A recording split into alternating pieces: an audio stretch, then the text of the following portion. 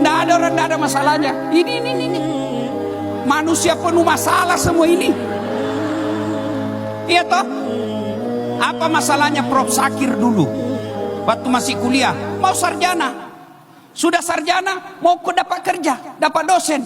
Sudah jadi dosen, selesai masalahnya? Tidak, jadi dekan. Sudah jadi dekan, selesai masalahnya? Tidak, jadi pembantu rektor.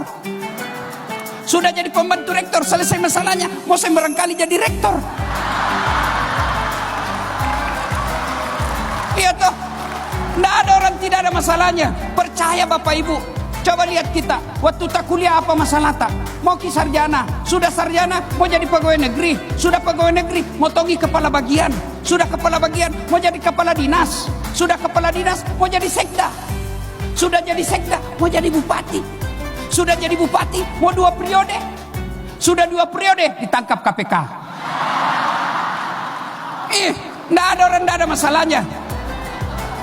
Ini yang ceramah. Kok kira nggak ada masalahku dek? Oh, banyak masalah.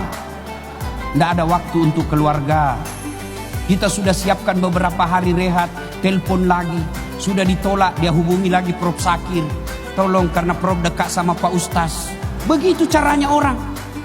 Itu acara. Belum lagi dalam kehidupan rumah tangga. Banyak janda-janda yang curhat. Yang kau ketawa anak muda, ini urusan orang tua. Ustaz, baru meninggal suamiku, adakah doa-doa penenang jiwa?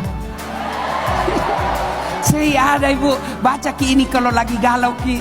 Lama-lama dia bilang, Ustaz, hatiku sudah tenang, maukah Ustaz menjadi imam dalam hidupku? Saya bilang, mohon maaf, saya bukan imam, saya penceramah. Tidak ada orang, tidak ada masalahnya Pak. Kurang apa mulianya Nabi? Nabi tidak pernah selesai baca Quran.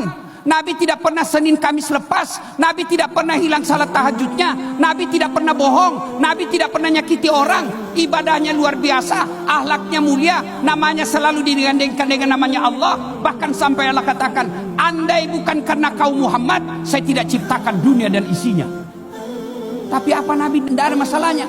Dalam rumah tangga Aisyah pernah dituduh selingkuh.